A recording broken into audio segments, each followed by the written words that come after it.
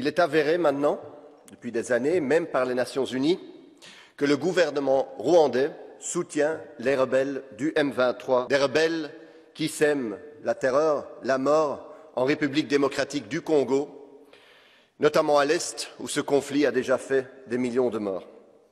Nous savons donc toute la responsabilité du gouvernement rwandais.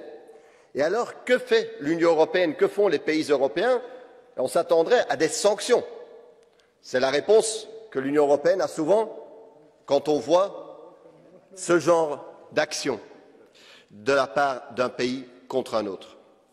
Mais non, non, les gouvernements européens décident aujourd'hui de renforcer leur coopération militaire avec le Rwanda.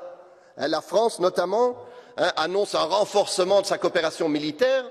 L'Union européenne va donner 20 millions au Rwanda pour sa participation au Mozambique.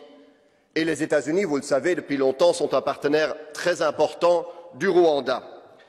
Tandis que vous savez qu'aujourd'hui, s'il y a un État qui vend des armes à la République démocratique du Congo, il doit notifier les Nations Unies, ce qui ralentit, voire empêche, évidemment, la livraison des armes à un pays trop souvent et si souvent agressé. Cette politique, où on dit en mots, en paroles que nous respectons la souveraineté congolaise, mais en réalité notre politique l'entrave et la sape, est inacceptable. Il faut cesser ça tout de suite, parce que nous avons besoin, et les Congolais ont besoin de paix aujourd'hui.